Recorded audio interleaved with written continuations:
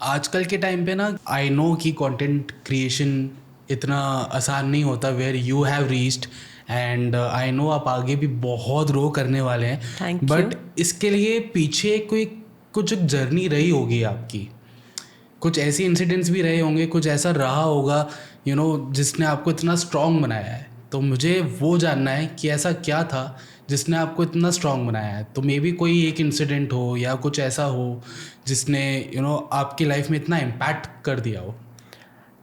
Well, there are two instances जिसने मुझे बहुत ज़्यादा स्ट्रांग बनाया। From 16 age of 16 when my father अचानक से बीमार हो गए और एकदम से ही स्टॉप वर्किंग एंड ऑल। तब से I have started my journey.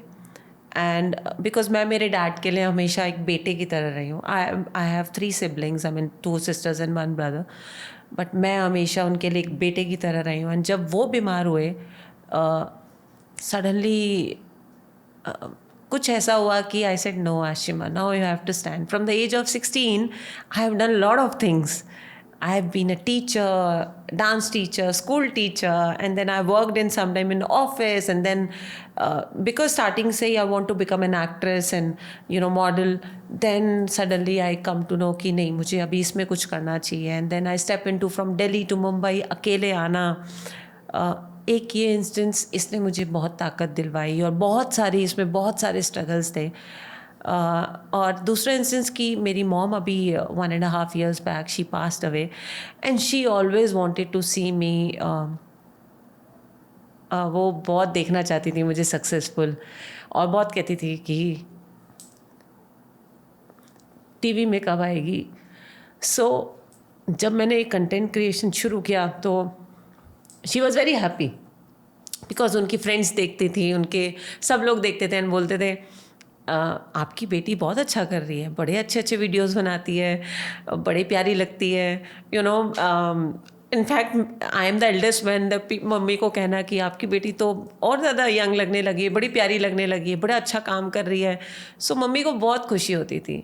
तो the day she passed away, उस दिन मैं ही थी उनके साथ, एंड उस दिन जाने से पहले भी शी सडनली शी सेड मुझे वादा कर। मैं क्या? तो काम नहीं छोड़ेगी, आगे बढ़ेगी। सर ये क्यों बोल रहे हो? चलो ओके मम्मा, आप तो हुई ना साथ में। And in the evening she got an heart attack. And so ये इंसिडेंस ने मुझे और ज़्यादा स्ट्रॉन्ग बनाया कि अब कुछ भी हो जाए आई विल नॉट स्टॉप। चाहे कुछ भी हो जाए मुझे रुकना नहीं है। ये एक ऐसी चीज़ है ना जो इंसान को अंदर से एकदम ताकतवर बना देता है, जब उसके पास दिखता है कि अभी जो भी है मुझे खुद ही करने का है।